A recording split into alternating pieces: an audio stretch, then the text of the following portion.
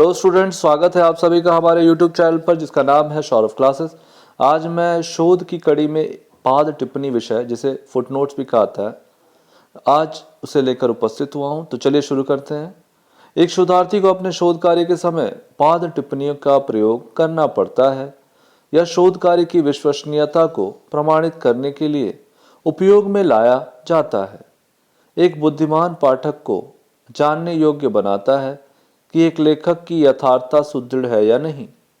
पाठ टिप्पणी का उपयोग अनेक उद्देश्यों से किया जाता है। इतिहास के विद्वान जिन्होंने कुछ अधिकृत कृतियां लिखी हैं, विषय के महान विद्वान कहे जाते हैं। अतः उनके मत विषय की स्पष्टता एवं अच्छी समझ के लिए शोध कार्य में उद्धृत किए जाते हैं। वे पाठ टिप्पणियों के रूप में लिखे जाते हैं। साथ ही साथ कतिपय सूचनाएं मुख्य पाठ सामग्री में विभिन्नता रखती है, परंतु किसी भी लेखक के अनुसार पाठकों को वह सूचनाएं देना आवश्यक होता है। अतः ऐसी सूचनाओं को पाद टिप्पणी के रूप में प्रस्तुत किया जाता है। इन्हीं सूचनाओं में उस लेखक के बारे में भी लिखा जा सकता है जिसकी रचना से उदाहरणों को उपलब्ध किया गया है। पाद टिप्पणी सामग्री के मूल पाठ की पीड़ा को दूर करते हैं, जो उसके निर्वाध प्रवाह में हस्तक्षेप करता है और पाठक की रुचि को कम करता है। अतः पाठ टिप्पणियों का उपयोग शोधकर्ता को अपनी कृति में अवश्य ही करना चाहिए, ताकि पाठ्य सामग्री की निरंतरता को बनाया रखा जा सके। कभी कभी पाठ टिप्पणियों को एक पुस्तक का दूसरी पुस्तक से हवाला या संदर्भ देने के लिए भी उपयोग करना पड़ता है। यदि लेखक को कुछ सूचनाएं मूल कृति से प्राप्त नहीं होती और उन्हें वह अन्य दूसरे स्रोतों से प्राप्त करता है, तो उसे दूसरे स्रोतों को अपनी पाठ टिप्पणी में प्रयोग करना चाहिए। पत्रिका पर आधारित जानकारी के लिए पत्रिका का उल्लेख किया जाना चाहिए। साथ ही साथ एक शोधकर्ता को अपनी योजना को पूर्णता के समय पर विद्वान को उद्धृत करना चाहिए, ताकि दूसरे इतिहासकार भी उसके निष्कर्षों की जांच करने के लिए उन्हीं स्रोतों का प्रयोग कर सके। एक इतिहासकार को भी पाठ टिप्पणियों के स्रोत को उद्धृत करने की आवश्यकता होती है, जबकि वह दूसरे स्रोतों से कुछ निश्चित तथ्यों को प्रकट करता है। शोधकर्ता के स्वयं के विचार या मत के अतिरिक्त सभी दृष्टिकोण या तथ्य पाद रहना चाहिए। वस्तुतः एक शोधकर्ता के द्वारा उद्धृत पाद टिप्पणियां पाठक को लेखक द्वारा दिए गए योगदान का निर्णय लेने हेतु समर्थ बनाता है।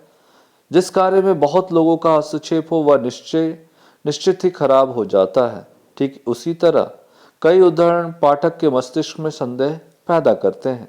अतः यह आवश्यक है कि उदाहरणों का क्रम प्रत्येक कथन के अंत में उसी स्रोत से उद्धृत किया जा सकता है। एक प्रसिद्ध विद्वान कहते हैं कि पाद टिप्पणियों को सामग्री के मूल पाठ जो उसके निर्वाध प्रवाह के साथ हस्तक्षेप करता है की पीड़ा दूर करने और पाठकों का ध्यान को विचलित करने की ओर से ले जाने अथवा उसकी रुचि को कम करने के उपयोग में लाया जा सकता है। तकनीकी विवेचना तथा छोटी एवं महत्वहीन टिप्पणियां इस श्रेणी में आती हैं और पाठ टिप्पणियों में अच्छे तरीके से स्थापित किए जाते हैं। पाठ टिप्पणियां कुछ अतिरिक्त सूचनाएं भी देती हैं, जो कि कभी कभी मुख्य पाठ्य से भिन्न होती हैं। इस तरीके से एक लेखक कुछ सूचनाएं लेखक के बारे में भी देता है। वह जो उद्धृत कर चुका है यह संकेत करता है कि लेखकों को लेखकों के बारे में कितनी अधिक बातों की जानकारी है, लेकिन वह अपनी सीमा के कारण मूल पाठ में उन सबको उद्धृत नहीं कर पाता। एक दूसरे के संदर्भ में भी पाद टिप्पणियां काफी उपयोगी होती हैं।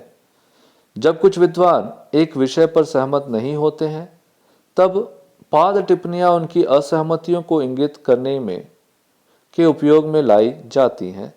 पाद टिप्पणियों को मुख्य तौर पर दो श्रेणियों में विभाजित किया जा सकता है। पहला है मूल पाठ के मुख्य अंश में अपना प्रभाव डाल सकती है। इस प्रकार की पाद टिप्पणियां मूल पाठ के निर्वाध प्रवाह में बाधाएं नहीं डालती, लेकिन दूसरी पाद टिप्पणियां में दी जाती है। यह केवल इसलिए है कि शोधार्थी महसूस करता है कि वह पाठ की निरंतरता को तोड़ सकता है। दूसरा, द्वितीय प्रकार की पाठ टिप्पणियां वास्तव में कानून की अदालत में एक गवाह के बुलाने की तरह से होती है। वर्जुअल और ग्राफ महोदय उल्लेख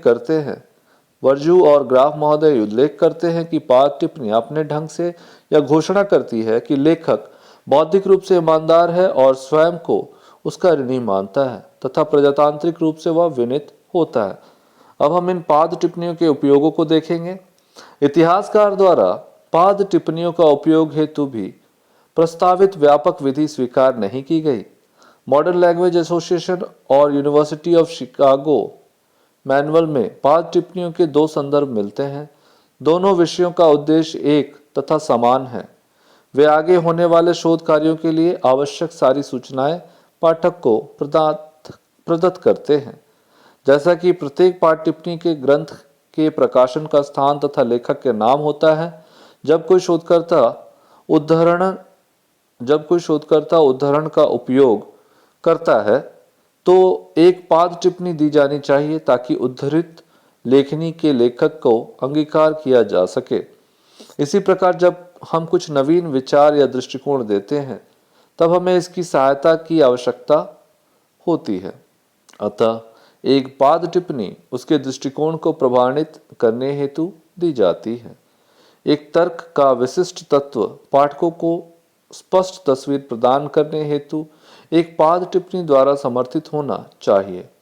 पाद टिप्पणी के प्रयोग के समय एक शोधकर्ता द्वारा निम्नलिखित बातों पर ध्यान देना चाहिए। पहला, अध्याय के प्रत्येक स्थान पर पाद टिप्पणियों की सही ढंग से गिनती करनी चाहिए और उन्हें प्रत्येक पृष्ठ के नीचे रखना चाहिए अथवा अध्याय के अंत में। यदि शोधकर्ता पहली व्यवस्था का उपयोग में लाता है तो वह पाद टिप्पणी पर दृष्टि करने के लिए बार बार पृष्ठों के पलटने से पाठकों को बचा सकता है। द्वितीय या तृतीय विधि में यह पाद टिप्पणियों से रहित अपने पाठ को बना सकते हैं। अतः द्वितीय और तृतीय विधियों का अनुसरण करने से शोधकर्ता रुचि रखने वाले पाठ और समसामयिक पाठक के मध्य एक स्पष्ट भेद कर सकता है। दूसरा, पाद टिप्पणी को संख्यांक वाक्यों के हिस्से के बाद तुरंत उद्धृत करने चाहिए, जिससे विशेष पाद टिप्पणियां संकेत करती हैं। इसे वाक्य के मध्य में कभी भी नहीं रखना चाहिए। तीसरा है, यदि वाक्य में एक से अधिक विद्वान उद्धृत है तो संख्या उचित बिंदु या स्थान पर रखनी चाहिए और दोनों के संदर्भ समान पाद टिप्पणियों के उपयोग किए जा सकते हैं। चौथा, लेखक का नाम किताब के शीर्षक के पहले होने चाहिए। प्रकाशन का नाम तथा प्रकाशन का वर्ष उसके बाद उद्धृत होनी चाहिए। कृत्रिम के जिल्दों में उद्धृत होने के मामले में जिल्दों की संख्या उद्धृत करना चाहिए। सही पृष्ठ संख्या प्रत्येक पाद टिप्पणी के बाद दी जानी चाहिए। एक बुद्धिमान शोधार्थी को अरबी संख्या और रोमन संख्या की भी उपयोग करना चाहिए जबकि वह क्रमशः पाठ्यपुस्तक या प्रस्तावना से कुछ बातों को उद्धृत कर रहा हो। यदि शोधकर्ता मूल तथा द्वितीयक स्रोतों दोनों का उपयोग में लाता है तो पाद टिप्पणी मूल स्रोतों के बारे में दी जानी चाहिए। किसी प्रसिद्ध जनरल अथवा न्यायालय के अभिलेख से लिए गए संदर्भ के मामले में जनरल तथा पक्षों के नाम भी क्रमशः उद्धृत होने चाहिए। उसे प्रकाशन के वर्ष तथा उद्धृत संदर्भ की पृष्ठ संख्या को उल्लेखित करने की आवश्यकता है। अगला है, ग्रंथ सूची तथा पाद टिप्पणी के लेखक के नाम में एक भिन्नता होनी चाहिए। पाद टिप्पणी में लेखक का पूरा नाम दिया जाना चाहिए, जैसे डॉक्टर A.L. श्रीवास्तव, लेकिन ग्रंथ सूची में इसे श्रीवास्तव A.L. लिखा जाना चाहिए। नेक्स्ट है, यदि एक स्रोत बार बार उद्धृत किया जाता तो किताब के शीर्षक तथा लेखक के नाम को दोहराने की आवश्यकता नहीं है। शब्द वही उपयोग में लाया जा सकता है। यदि शोधकर्ता शब्द उपरोक्त का उपयोग करता है तो उसे किताब का शीर्षक नहीं लिखना चाहिए, लेकिन लेखक का नाम उद्धृत करना चाहिए। इस तथ्य को नकारा नहीं जा सकता कि टिप्पणियों का उपयोग अत्यंत महत्वपूर्ण है और कार्य के स्तर को बढ़ाती है, लेकिन ऐसा झुकाव कुछ इतिहासकारों में पाया जाता है।